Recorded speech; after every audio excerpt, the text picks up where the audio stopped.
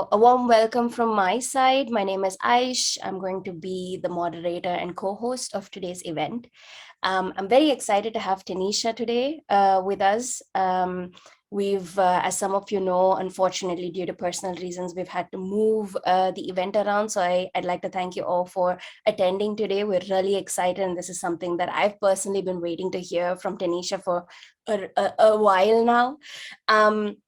So a little bit about me. I am the head of customer success at Maltigo, which is a link analysis open source intelligence tool.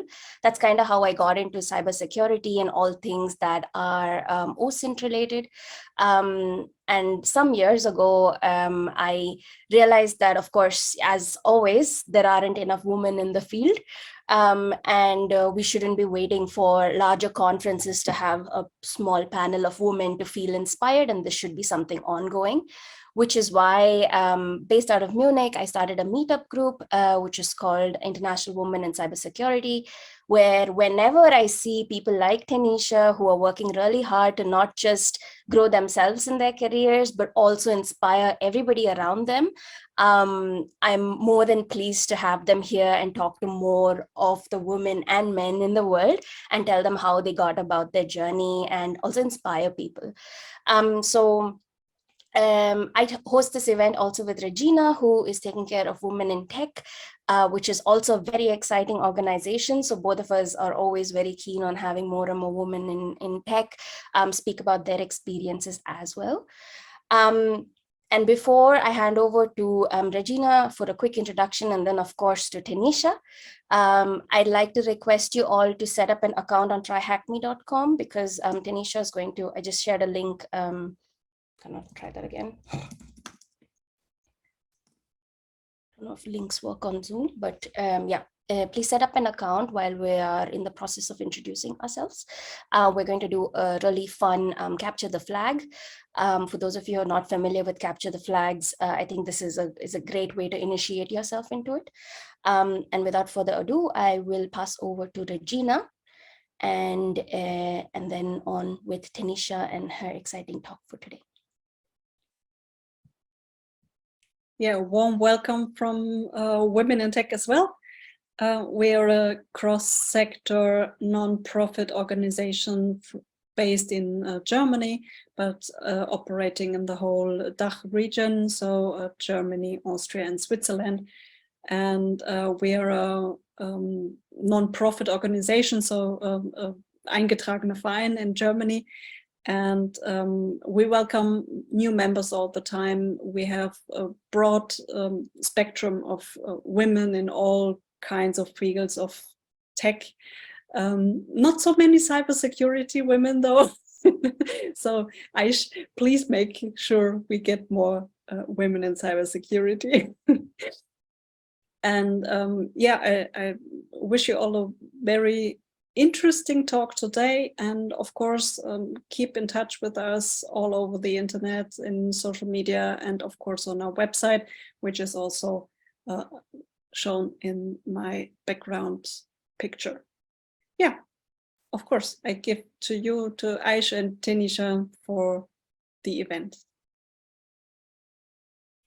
Great, then over to Tennisha. Just a quick pointer, feel free to ask questions at any point during the talk. If you don't want to interrupt, please feel free to just put the questions in the chat as well, and I'm happy to moderate them. And with that, over to Tennisha. Awesome. Thank you guys for having me. I hope that after today, hopefully you'll get some more women in cybersecurity, not just in tech, because we need more women in cybersecurity. Can you guys see my screen? Yes. Yes. Okay, awesome. All right. So I am going to apologize in advance. I was telling them that I am currently battling COVID. So I am here, but my energy is not probably where it needs to be. So, but I didn't want to push this off again. So I apologize in advance if I'm not as energetic as you might normally see me. So I'll go ahead and get started. Who am I? My name is Tennisha Martin. I am the Executive Director for BlackGirlsHack.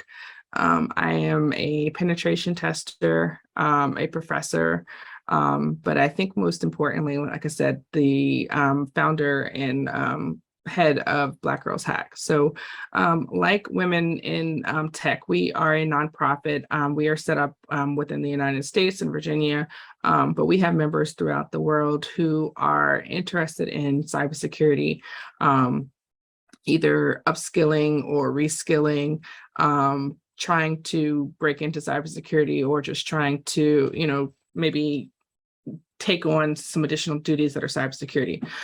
So you don't necessarily have to be a hacker to join the organization, but we're here just as an umbrella training organization within cybersecurity to help people who are trying to get in. And I say people because people always assume when they see BlackGirlsHack that you have to be a black, or you have to be black, or you have to be a girl. And you will see, once you get into BlackGirlsHack, that we have, so many people within the organization, not just girls, not just hackers even, and you don't have to be black, obviously, who are just, have a common interest in trying to get into cybersecurity or, pivot within cybersecurity. We partner with a lot of different organizations, a lot of different training providers who have existing, mostly cloud-based solutions.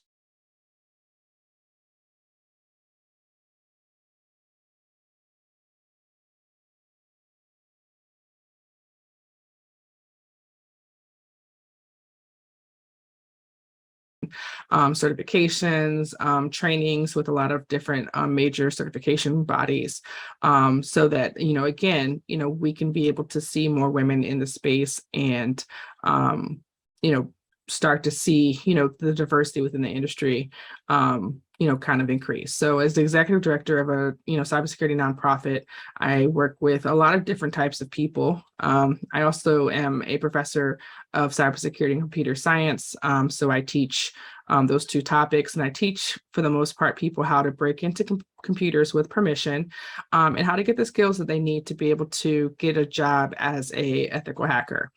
So outside of BlackGirlsHack, I am also a security consultant. I do web application, mobile penetration testing, and network penetration testing, as a consultant for, whoever it is that can basically afford to hire me.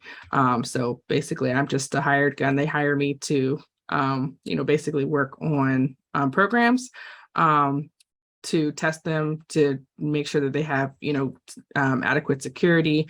And if there's any vulnerabilities, I will try to exploit them and provide mitigations to them so that they can, know what to do, how to fix those issues. So a little bit about my background.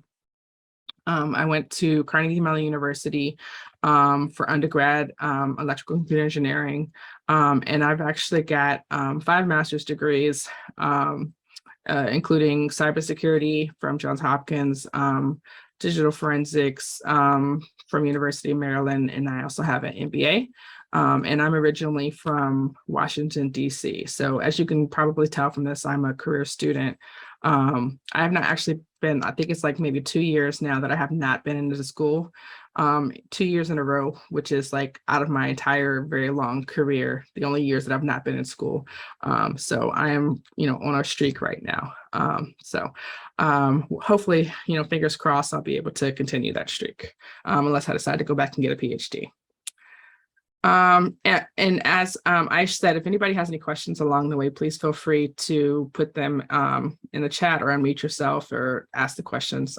This can be a conversation. It doesn't necessarily have to be, me just talking. And at the end, she also mentioned that we're going to be doing a walkthrough of a Capture the Flag in Try Hack Me. So if you have not already set up your account, go ahead and get started. We're doing a room called Pickle Rick. So if you know how to navigate in there, you can go ahead and pull up that room and launch your attack box within there. But it's cloud-based, so the only thing you need basically is your computer to be able to do what we're going to do. You don't have to have CaliSype or anything like that. All right, so A little bit about BlackGirlsHack as an organization. We're a national nonprofit focused on increasing diversity in cybersecurity and executive suites. So what does that mean is that we're not just trying to get women into the industry. We want them to kind of be able to stick around, but then also be able to get into the management and the C-level, like the chief information security officers or CEOs, the upper leadership levels of organizations, because what organizations see when they get more diversity in terms of gender, in terms of ethnicity, is that there are better outcomes as far as their profitability. It's overall better for the organization as a whole, right? So we're trying to, basically reframe the way that people look at careers in STEM, so they don't feel like it's something like they have to be very technical, or they have to be a programmer, or they have to, whatever it is that people tell you that you have to be in order to get a job in, tech. You can, basically get over all of that and, basically get the skills that you need to get in the industry. So we're a 501c3, which if you are not from the United States, just means that we're a charity. We're not set up to make money. Our goal is literally to help bring awareness and provide knowledge and resources to help increase diversity in cybersecurity. So why is this important? Women represent probably 51% of the world, but we're less than 20% of the cybersecurity industry. And if we're being accurate, I think it might be like 21% is what they said this year. It's gone up a little bit, but overall, we don't tend to see a lot of women in careers in cybersecurity and STEM for that matter. And it's crazy because when you look at degrees in school, you'll see a lot of women who tend to major in STEM-based careers, but for whatever reason, it doesn't end up landing them jobs in the field. And I think part of that for me is that sometimes it cannot be very welcoming. I was working as a pen tester for probably 9 months before I saw another woman hacker, and I think it was probably a year and a half before I saw another Black woman.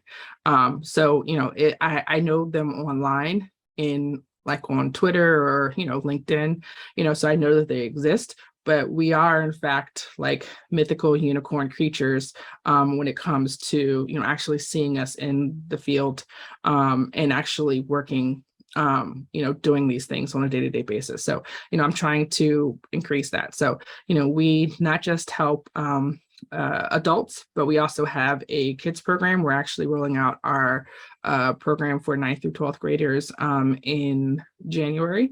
And eventually our goal is to get to the point where we can, go through all of K through 12, kindergarten through, high school, to try to, get people before they decide, quote unquote, what they want to be when they grow up. Because most of the time, the people that I engage, our core demographics are between like 25 and maybe 45.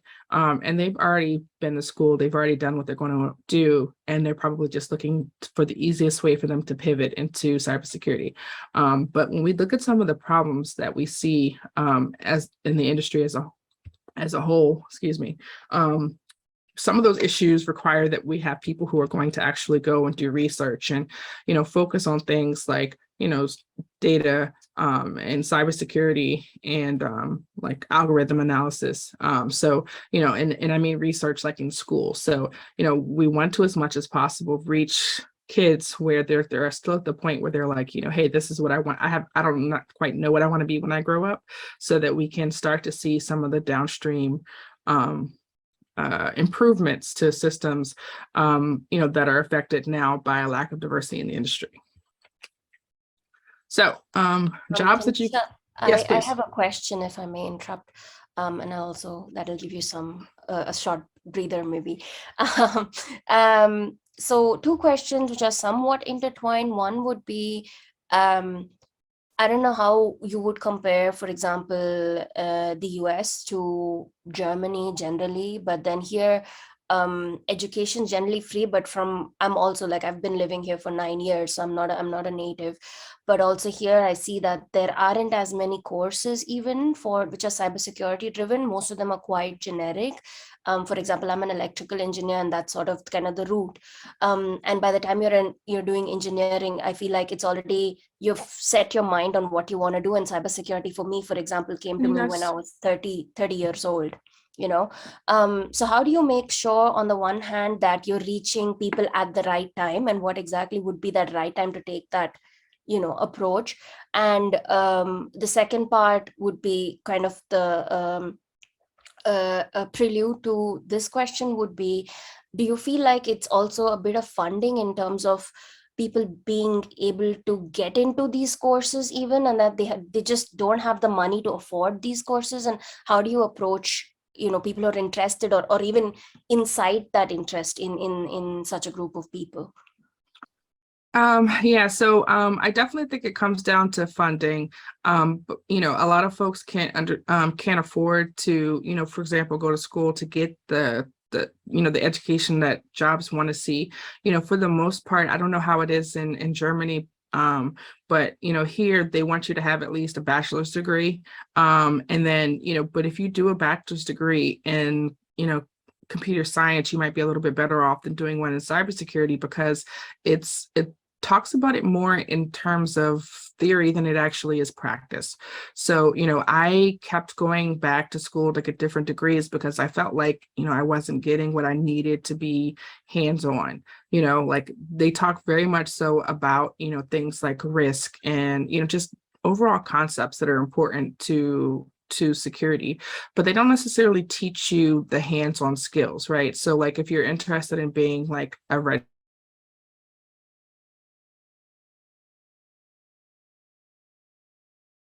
if you're talking about being a blue teamer, they're not teaching you, how to actually, use the tools to protect the system, what it is that you're looking for, right? So, it's very much so taught like, in theory, and not so much like this is what you actually need in order to be functional to be able to get a job, right? It's like, so I think that for a lot of folks, who are not able to keep going back to school for whatever reason, financially, and, I don't necessarily think that it's a good idea to just keep going and getting degrees. And this is from someone who has, like I said, 5 master's degrees. Don't do that. Horrible idea. But, I think that for those people, I direct them to use tools like TryHackMe, like Hack the Box. Like we've got so many different partners that we partner with that allow you to get you those hands-on skills.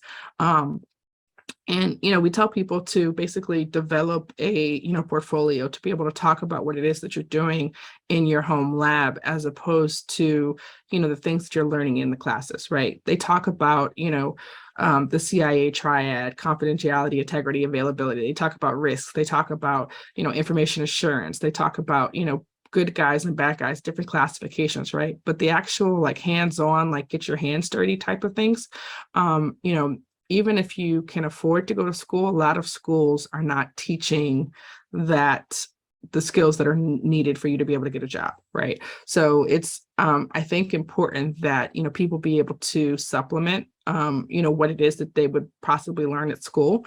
And because, I know a lot of amazing hackers that don't have degrees, who don't have, some of them, initially did not have certifications. They basically went about it in a very like grindy type of way, which means like, you're doing what you can to get experience, you're taking on additional skills, you're, they call it stretching, like, taking on additional tasks that are not underneath your general, job description, so that you can get the experience that you need to be able to get into the job that you want to do, like, hard work and dedication type of things, as opposed to, actually going to school. Because, I can't tell you, and I'm a professor, so I can't tell you that going and getting a degree in computer science or going to get a degree in cybersecurity is going to make you necessarily a better hacker, right? Because you're not learning. That's not what you're learning, and it's one of those things that it's like, hey, can you go to like hacker school and come out and be, a hacker when you grow up? Or, it's, you're not, we don't see, there are some places out there that obviously, cater to that niche. But, for the most part, it's like, how are you supposed to learn these skills? And you do it through, a lot of, like I said, there's a lot of different tools out there that are either free or reduced cost. And we're, partnering every day with organizations to make them free or reduce costs so that people can be able to get these certifications and get the hands-on skills that they need. So did that answer? Yes, it did. Okay. Does anybody else have any questions? No? Okay. All right. So feel free to interrupt if you do. So jobs you can do as an ethical hacker, right? My world domination plan, as I like to refer to it, is to become a chief information security officer. So this is basically the highest position that you can get within a company. This person is responsible for keeping organizations safe, but for me, I'm shooting for the chief information security officer for very selfish reasons. That's right. Because when you're in a position to be able to hire people, you get to dictate what the organization looks like, right? And a lot of times when we look at organizations, even today in 2022, a lot of them are very much so older white men. Right. And, they hire people who look like them. They hire people that remind them of them. Right. And I'm not trying to turn the organizations all women or all Black, but I want to see more diversity because, I know that as a leader, organizations are more productive. They're more profitable even, when they have diverse leadership and diverse membership, in terms of approaches to problem solving, in terms of the way that they, can deal with different situations. So, as this chief information security officer, I will be able to not only help keep the organization safe, but then also make sure that the organization is reflective of what we see out in the world, which is that there should be more women in the space, that there should be more people of color in this space. And, that for me, so it's not necessarily when I'm talking about, world domination, people, automatically assume like I'm on some, pinky in the brain, like, we're going to try to take over the world, today type of thing. And, there's that, but then there's also, like I said, I want to see a difference in our industry that we've adopted. So you can, also be a penetration tester. So penetration tester is what I do now. It's basically, a good guy that learns the same skills as the bad guys, who basically attempts to break into a system to tell them like, hey, these are the vulnerabilities. This is the ways that I was able to get in, or this is what I see that's a problem. And I'm going to basically tell you about it so that you can, actually fix it and, make it better, right? Whereas bad guys, basically, they're going to break in because they want, maybe your credit card information or maybe your data or, whatever the case may be. There's a lot of different reasons that motivate people to basically be able to break in. But, the difference, I think, between an ethical hacker and a non-ethical hacker is permission, in addition to those motivations. So, I get permission to do the things that I do, and, I enjoy it. I went to school for computer engineering. I learned how to program, but I tell people all the time, like, I don't want to program. Like, I find so much more joy in breaking into systems than I do ever making anything, so like I am in the maker and breaker space, very much so a breaker. I don't want to make anything. I just want to tear it to shreds. And even, in my work before, doing security testing, when I just did quality assurance, which is just basically software testing, my goal there also was just to break all of the things. So, that's been a consistent motivation. And then a consultant, you don't necessarily have to be a very specialized person that says, hey, I do web application, mobile penetration testing, whatever, your thing is. You can just be a person that, hey, I know how to solve problems. I have a good understanding of systems, and I have a good understanding of how to fix, problems, and there are literally probably thousands, if not hundreds of thousands of consultants out here who are generalists, who are just hired to basically come in and, address a problem that a company may have. And, part of the benefit, I think, for me, doing consulting for so many years is that you never really know, what you're going to walk into. It can be something absolutely crazy, but you get it done. You figure out what needs to be done and you do it. So these are some of the jobs you can do as an ethical hacker. There are so many other jobs as well, but I just wanted to highlight, some of the ones, that are along my world domination path, because this is what, it is that I'm working to do. So, any questions about that? I don't have a question, but I have an observation, and you can correct me if I'm wrong. I noticed at Black Hat and Hack the Box, all these events, there are lots of cat memes, and a lot of hackers love cats. And now I just connected, this weird thing got connected in my head where you said you love breaking things and it's on your way to world domination. Is there a correlation between cats and breaking things? And is that why there are so many cat memes around? I don't know, honestly. Like, I am not a fan of animals. Definitely not a fan of cats, but like, I am all about like a cute little cat meme, or like, I don't know if you guys have seen the cat meme where like the lady is like almost crying and like, kind of like growling at a cat, and the cat's like, pointing, and it was adopted for so many different things, but it's just like, it's cute. I don't know if there's a relationship between it, between those two things. Like maybe there's a secret like cat culture somewhere underneath like the hacker, I feel like it, yeah. Breaking things, world domination, and cat beams seems like. But you know what? Like, have you ever seen like a cat that was not mischievous and trying to break things? I don't know that I have. I think that's their whole. That's exactly MO, why I'm asking.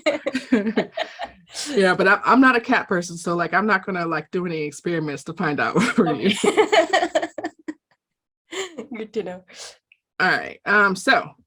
If there are no questions, I have one. Yes, ma'am.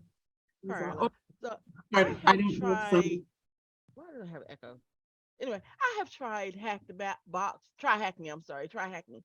And I was doing fine because entry level, it tells you what to do step by step. But as you get further along, you kind of lose that help.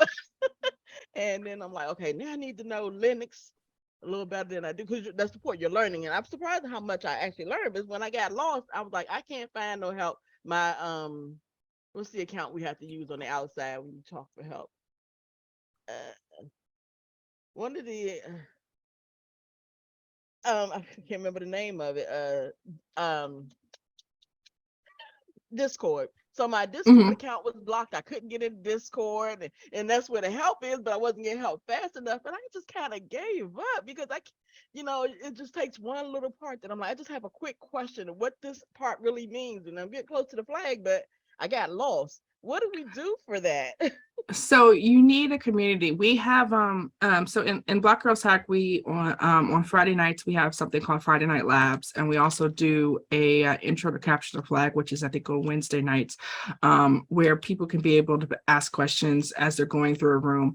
And what we typically do is just walk through a room. I kind of refer to Try Hack Me as like basically training wheels. It's like hacker training wheels, right?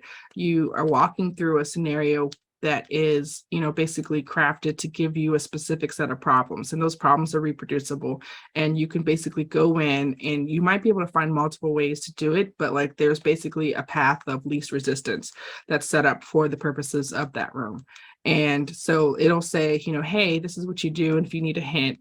And the thing that I like most about Try Hack Me is that for the most part, you can find write-ups like all over the internet. And, if you have a paid membership, you can also see a lot of the write-ups in there as well. But it walks you through. And then when we have sites like, Hack the Box, it's like you take the training wheels absolutely off. And you're like, you don't get any practice runs. It's just like, hey, here's a box and you go forth and hack, right? And it's not set up in a a modular, like step by step, this is what you do, this is what you do next, this is what you should be looking for type of methodology. It's just kind of like, go forth and hack, right? So, the problem that I have with I think Try Hack Me is that everything always works the way that it's supposed to work, if that makes sense. Right. Yeah. If you've ever tried to install Kali from scratch, or if you've tried to install some of these tools from scratch, right, you'll probably see that things do not go as they're supposed to. It never works how it's supposed to. Like, there is literally, I think, value in a lot of the trials and tribulation from just having to install things, which is why people typically say that if you were a system administrator, or if you were a help desk person, that's a good step towards being a hacker, because a lot of what you're looking at is like, hey, what did somebody forget? What did somebody not configure? What is it that I should be looking for, right? And then when you're in Try Hack Me, it's like, do this, do this, do this. This is step 1, this is step 2. You can find the instructions, right? But when you don't have those instructions, trying to figure out, like, hey, how do I even get started? What's the approach, right? Which is why it's important to understand, like, the methodology, you're doing your scanning and enumeration, then you're doing your reconnaissance, and you're doing your, like, gaining a foothold, and, exploitation, and, pivoting, and elevating your privileges. This is why we teach the process, and we do it, like, week after week after week. Okay. It's not because you necessarily need to know how to beat these specific rooms. It's that you need to understand, like, the methodology and the approaches to problem solving, right? This is why, like, when we first started with Black Girls Hack, I would do sessions called, like, Watch Me Work, which is basically like, I would literally just log in to hack the box. And like, I didn't know what I was doing. I'm still very much a baby hacker, but I'd be like, hey, I'm going to tell you what it is that I'm thinking about, and how I would basically approach this from a problem solving perspective. This is what I'm looking for. This is what, hey, I don't know what to do now. And we talk about it. And, it's not that I always have the answers, but it's just like, I know the general approach to going about doing it. And I think that that's, very much so what being a consultant is, and being an ethical hacker is about. It's like, hey, I don't know what it is that I'm supposed to be doing, because I can tell you that I have never stepped into a production system that was set up like Try Hack Me. Like, hey, look here for the vulnerabilities. Like, it's never that easy. It's never, it's literally like, hey, we're going to walk through the little stations at the gym, as opposed to actually just going in there and, like, having to figure out what you're going to do by yourself, right? If it's like, hey, spend 5 minutes on each one of these machines, then, people can go in the gym and knock it out. Like, you take out those machines and you're like, hey, here's a gym, go do something. Then it's like, where do I get started? What do I do? So you need to have that methodology, that process. So, I would suggest that you find other people to hack with, so that you can be able to bounce questions off of. We have a lot of people who are literally, 2:00 in the morning, somebody will be like, hey, I've got a question. Is anybody available? Right. So, find some people who, also are hacking. The Discord is a great place, but, maybe, you just need some additional people who are actually working on the same types of things that you are. I need additional people. I am a part of the Black Girls Hack, and I've been with Professor Roger and Craig. And so, yes, the training wheels are gone, but they just jump right in. And I'm like, so I'm in the middle, because I'm going, wait a minute. So we're not using Try Hack Me. He went to PICO. Is that what it's called? PICO? Oh, Pico Capture the Flag. Yeah. Oh, yeah. So yeah, we like... we have a class that's called Ethical Hacking Explained Slow, that's basically set up for very beginner people, that goes into the, why are we doing this? What do we need to do? And I'm just trying to find an instructor to actually teach it, so that, we can have something for those people who are like, hey, you just jumped in here, like, I don't even know what happened. And then they'll literally see, and they'll be like, you lost me like 3 minutes in. I'm just gonna go because I'm not ready for this, So right, because I'm in the middle, and I'm like, I'm really at the early beginning stages, and Professor Rogers just went over my head. Him and Craig, I love them both, but I was like, what?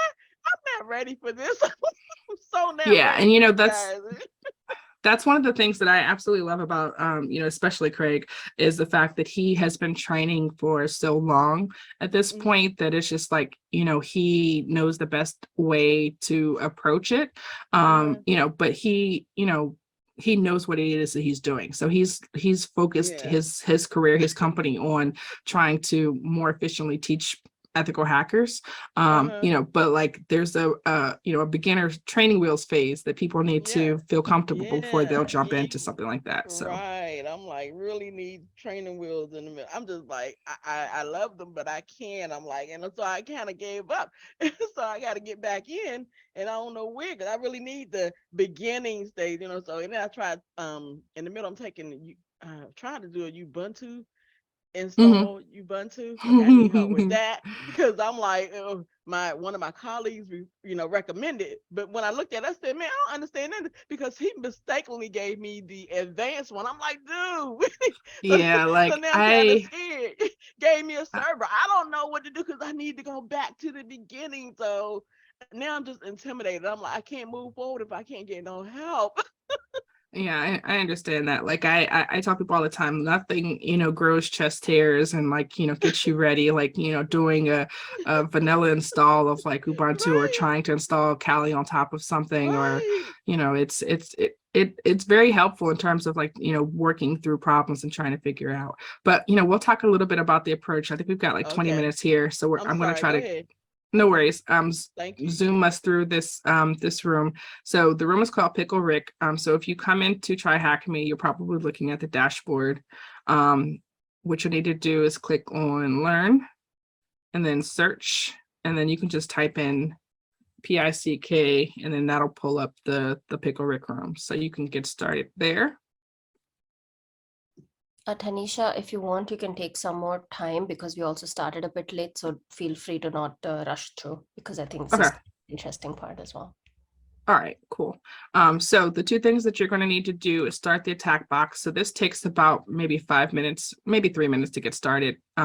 This is basically your Kali machine, so your attack machine. So when we're talking about doing like in Hack Me, capture the flag type platforms, we're talking generally about an attack and then a defense. Okay, so your attack box is like what you're using to basically command and control. Like, this is where I'm working from, this is where I'm launching my attacks. Okay, so what TryHackMe does is it spawns up a room for you, so a machine. So if you click start machine here, it takes about a minute for this to get to start. And what they're going to do is they're going to spin up a web server for you to be able to attack, right? So you've got your attack box over here on the right, and then you've got your the IP address of where you're attacking over here on the left. Okay, so the way that all of TryHackMe, if you've never been in here before, is set up is they basically have, a network that they spin up, or a web server or something of that nature that they spin up. And they show you the IP address here, and then they have a series of questions that you can answer down here. So I've actually done this room, I've taught from this room before, so you'll see that the answers are here, but I'm going to show you how to get these answers in a little bit. And it doesn't take a lot of time. I think most of the time is literally just waiting for the boxes to spin up. So when we're talking about a general approach to these rooms, the young lady was mentioning, like, hey, what do I do next, right? And there's literally a process that we do whenever we get in here. Okay, so the first step is scanning. So we're going to do an Nmap scan, and there's a lot of different tools that you can use besides Nmap. And I think that once you get started, you should try to investigate some of those other tools. But I'm just going to talk about the general, like, hey, this is how you get in here and attack a TryHackMe box. Excuse me. Okay, so you start off with the Nmap scan, and you're going to scan, you're going to see what ports are open, what operating system is being, we're looking at. You're basically going to see what the lay of the land is. Once you finish that scanning, we're going to identify the possible vectors for attack. We're going to pick one of those based off of which one seems the easiest to get in, and we're going to go from there. Okay, but that's the general approach. Is we're going to scan, identify possible vulnerabilities, see if we can attack those. We're going to see if we can exploit them to get in, and then once we get in, our goal is to elevate privileges. And once you elevate privileges, then, you basically get root, which is, success. And you'll see that when you take off the training wheels and you get to like hack the box, that the process is exactly the same. It's just, you don't have the step-by-step here. So the first thing we're going to do is go ahead and launch the terminal. And the IP address that they've given us, mine is 10.10.150.169. As you can see here, yours is probably going to be different. Okay, so you want to make sure that you use your IP address and not mine. Okay, because you don't want to hack my box, you want to hack your box. Okay, so what we're going to start off with is we're going to do an nmap. And we're going to say -A. -A is not efficient. This is very noisy. So like if you were a cat burglar and you were trying to break into someone's house, this is the equivalent of breaking all the windows and crushing down all the doors. It makes so much noise from a defense perspective, but it'll get us all the information that we need relatively quickly. So we're going to just say nmap, which is network mapper. So nmap, and then we're going to say -A 10.10.150.169. So again, this is my IP address. You want to put nmap -A your IP address. Tanisha, I just want to interrupt because I had a few starting problems that I just wanted to clarify.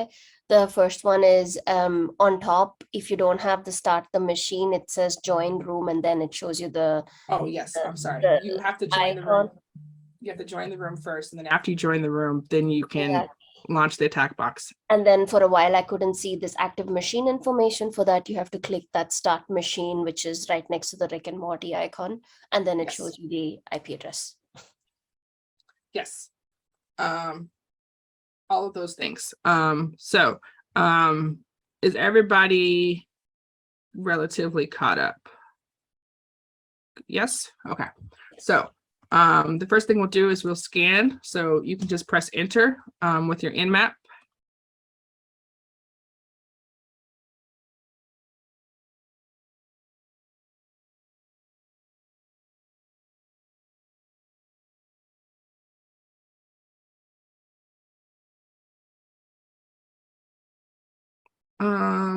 Are Google certificates good in your opinion? Give me a second and I'll answer that. All right, so when we did our scan, we see two things that show up here. We see the first one, which is on port 22. That's an open SSH server, which is basically SSH. So it's a way to log onto the machine. And the second thing that we see is that there is a web server, which is on port 80. And this says Apache HTTPD. So neither one of those are relatively useful, except for the fact that we see that there is a web server here. So we can just go ahead and pull up the web browser and see what is on that web server. So in order to get to the web server, you have to put in the IP address that you're given. So mine is 10.10.150.169. And yours is going to be whatever is showing over here underneath this red IP address. So certifications. Security Plus is definitely a good certification for people who are beginners. I don't have a lot of familiarity with the Google certifications, but there are other certifications past the Security Plus that are good if you're thinking about leading towards law and compliance, and that would be like something like the CISA, the CISSP, which is a management certification, and then there's CISA, which is I think that's auditor, and then CISM, which is a security management certification. But those are two certifications that are that would help you, along the legal / management route. All right, so I am going to click this button here to collapse this so that you can see the website that we're taking a look at.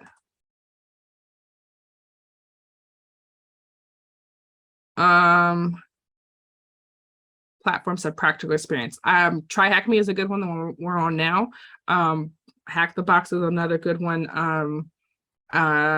there are a lot of different ones, but please feel free to message me afterwards and then we can talk about that specific scenario. All right, so we're on this website and we say, you know, it says, hey, help Morty, I need your help. I've turned myself into a pickle again and I can't change back. All right, so the first thing that we're always going to do when we get to a web server, the first thing that I always suggest is that you view the page source. So you can just right click and say view page source. The second thing that I always recommend to people, in addition to the page source, is to take a look at the robots.txt file. So most websites have a robots.txt file. So those are the two things that we're going to take a look at. So you're going to put the IP address of your website. So mine was 10.10.150.169. Yours might be different. And then /robots. So we're going to take a look here first, which is the page source. Okay. So again, to view the page source, you're just going to right click on the web page and then say view page source. Okay. So when we look at the page source, we're going to see if the developers left any interesting information in here. Okay. So we'll see, listen, so all of the tags you'll see that are in purple. What's going to be interesting is comments. So comments you'll see are probably going to end up being green or a different color. So in this case, it says note to self, remember username, and then it looks like Rick rules. Okay, so this is going to be our username. We're going to keep track of this. Okay, so you can copy that and paste that into a Word, or you can put it into your clipboard here. The middle piece of this little piece right here is a clipboard, so you can just put it in there. Okay, and then collapse it back. All right, so now we've got a username, and we see that there's SSH here. So we need a password. All right, so there's nothing else interesting in here. So we're going to go take a look at the robots.txt file. And on our robots.txt file, we see that there is typically what's in a robots.txt file is like, hey, these are files that you should avoid, or these are directories that you should avoid, or these are directories that we want you to see. But in here, it's just a word. So we don't know what this is, but we have a username, which is here. And this might be a password. Okay. We don't know yet for sure, but we can check it out. Okay. So now that we have that, we see that there's a possible, there's nothing else really that's interesting in here. Okay. So we can go back here and we'll see, you know, hey, this is just the website, right? So the next step that we want to do is we want to see if there's any hidden directories or any hidden things that are in here. So we're going to use a tool called GoBuster. So it's the command is GoBuster -u, and then you want to put in your website. So mine is HTTP, and then it's 10.10.150.169. Again, yours, if you forget what it is, you can collapse this window back here and then go back and see here. So whatever your IP address is here, that's the IP address that you're going to scan. So GoBuster -u, the name of the thing, and then we need to tell it what word list. So the word list, sorry, my screen is hopping all over the place. So the word list is going to be in, the word lists are always in the same place, and I'll just tell you what it is. It's user, we have questions, looks like. Okay. We're just the recording, all good. All right, so the word list is in usr/share/word, /dirbuster/word list, and then just say dir and then press tab. Let's see, GoBuster -u. Let me paste it.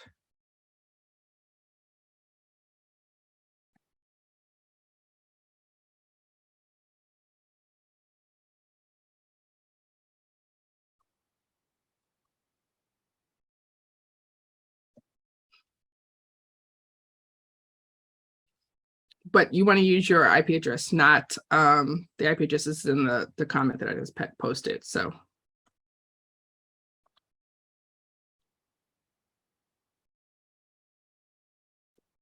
So dirtbuster / wordlist / directory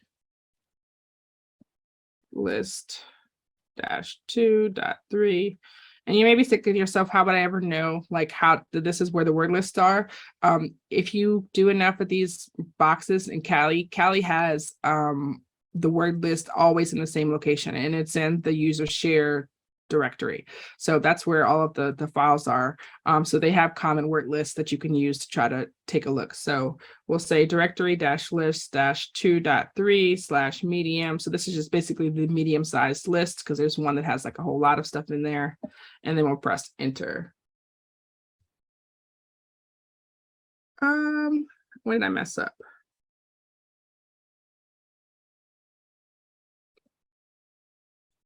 GoBuster -u, the IP address -w.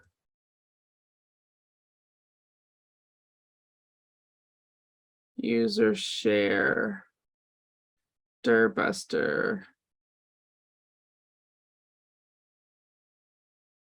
Let me just make sure that it's in the right place. So CD, user share, dirb.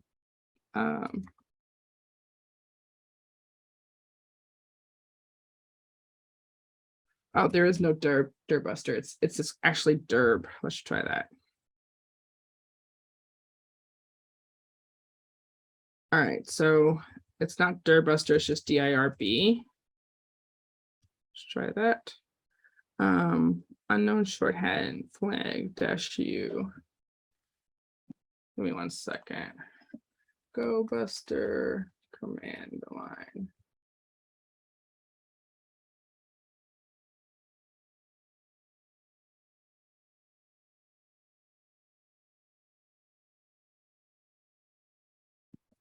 Do I need an E in here? Let's see.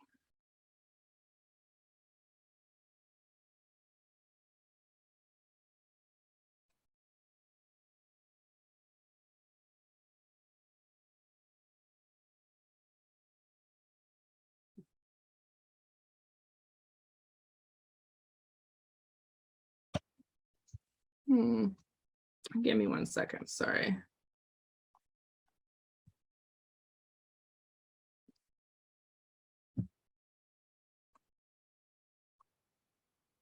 So as I mentioned, there are write-ups in here. So I'm just going to open up one of these and see.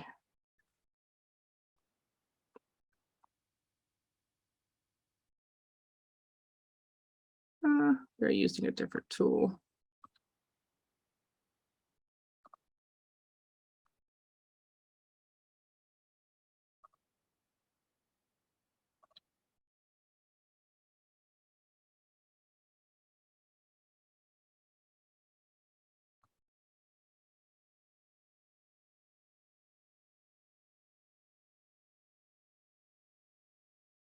Oh, they're just using dirb. Okay, we'll try that.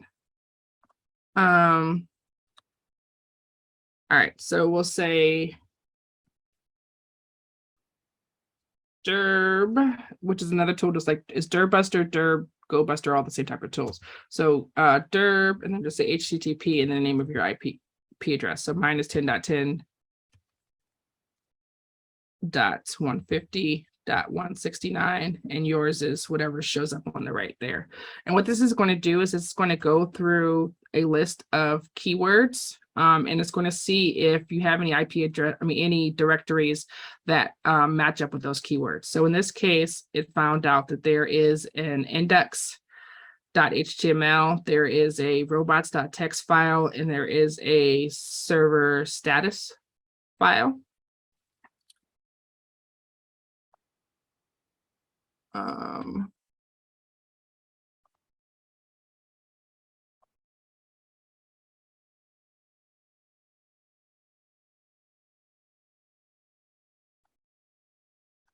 Is there anything else useful in there? I don't see anything else useful in there. All right, so there is not anything useful in there. So what we'll do is we have what we think might be a username and password, so we can try to log in with that. All right, so what we're going to do is we're going to try to log in with SSH, and then the username that we saw which was on the page source here, is Rick Rule. So you can just copy that.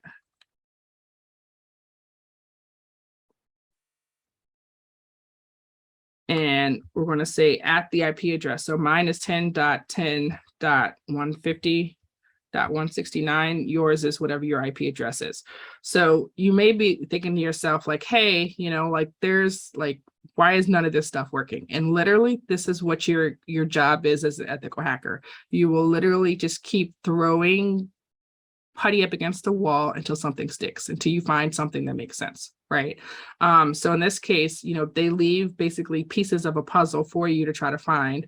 So if something like easy, like login had come up, then, you know, I would try to check and see that, but without seeing that, then I'm going to just try to log in with SSH. Okay, so SSH with the username, and then press at the IP address, and then it's going to say, hey, are you sure? And we're going to say yes, and then it wants to know, it says permission denied.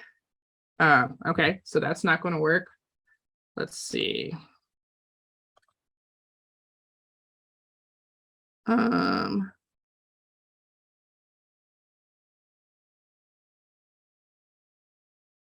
Oh, okay, so they're going to try to use a different tool to scan called Nikto. So we'll try to do that, see if that gets us anything different. So Nikto is going to basically do the same type of thing that Sturbit did. It's just a different list. And I think it's Nikto, if I'm not mistaken. Let me see what the Nikto-H.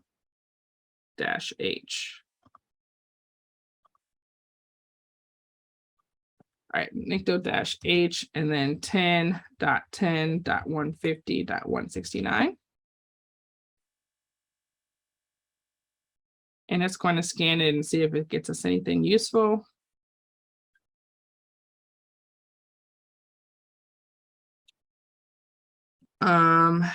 And it found, you'll see here, a /login.php page, okay, which tells us that there's a secret login panel here. So we're going to put that in here, login.php, and we'll see that that gets us a login panel that we didn't know was there, okay? So we have a username, which we found on the page source.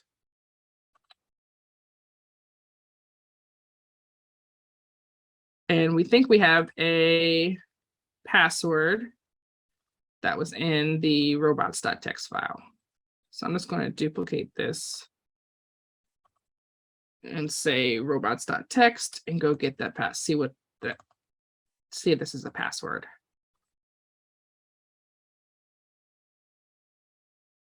See if that lets us in. Oh, and it does. It lets us in.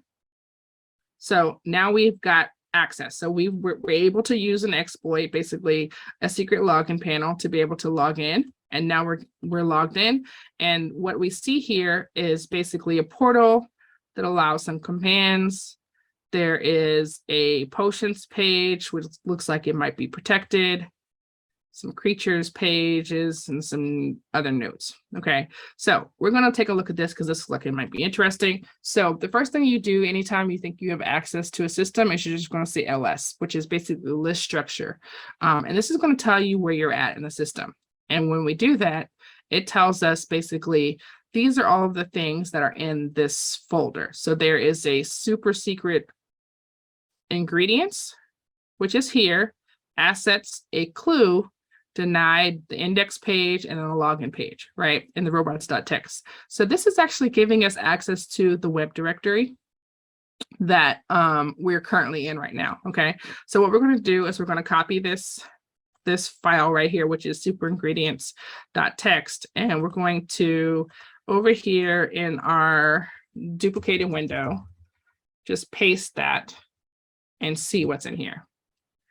And you'll see that this is actually the first ingredient of our recipe, okay? So if we go back over here, our goal was to figure out what was the first ingredient that we need. And the first super secret ingredient is Mr. Masik's hair, okay? So when you type this in here and then you hit enter, it'll show you that you've got the correct answer, okay? So that is the first thing. So we also see here that there are some other things. There's an assets folder and there's a clue. So clue looks interesting. So let's take a look at that one.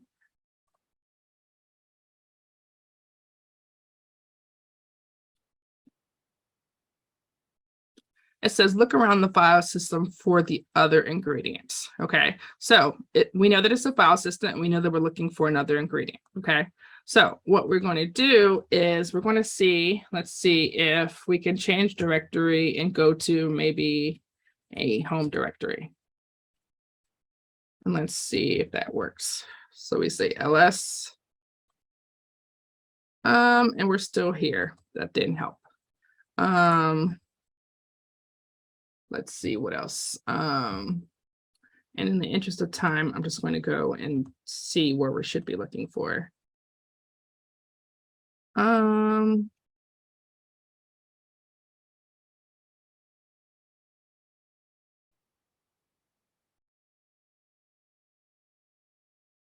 So the first file is in our flag. The second file tells us to look around the system.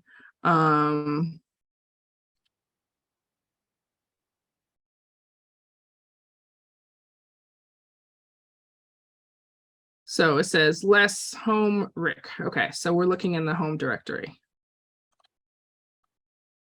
So we'll say ls, I'm sorry, cd home Rick.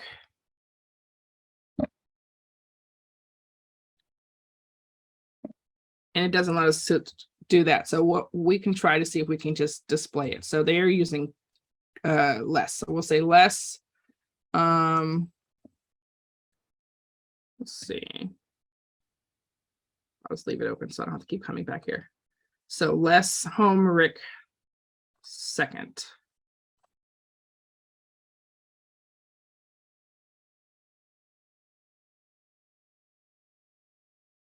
Home Rick.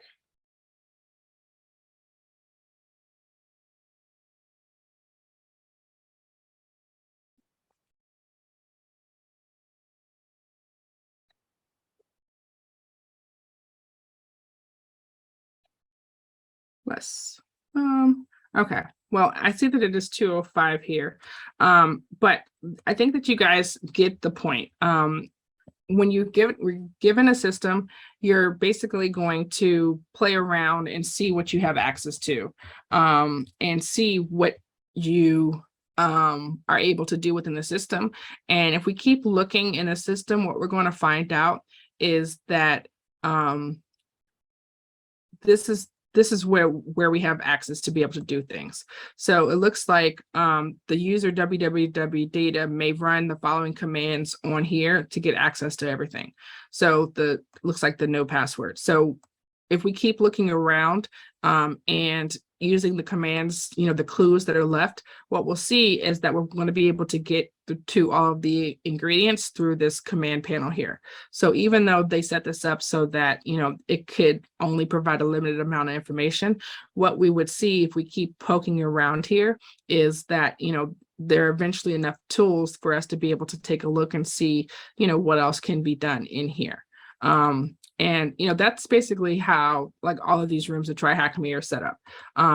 It'll tell you, for example, what it is that you're looking for. So in this case, you're going to be looking for ingredients. So what we would do if we had a little bit more time is that we would literally just take a look, maybe do a text search of the file directory and see if we can find something that says the word second in it. And you'll see at the top here is that there are a lot of different write-ups that are available, a lot of different people who have written, a walkthrough of how to solve these rooms. But this is basically what you're doing. And you'll see that once you get into TryHackMe, you've done a couple of these rooms, they're all set up the same type of way. You get in, you scan, you see what's available, and then you start poking around and you start trying things so you can see what works, right? There's no really right answer as to how to approach it. And you'll see that if you look at these write-ups across different users, that maybe all of them have a different approach to trying to solve them. but like with enough practice, you'll find out that like it's just like a matter of like, hey, how do I approach this? What am I thinking about, so that I can try to figure out what needs to be done. And once you run up against a brick wall, you just try something else. You have to be able to continually pivot and make changes. So I know we did not finish it. You'll see that you have basically an hour to finish a room once you get started. So maybe I probably should have talked less about myself and just jumped in here. But I know better for next time. But questions?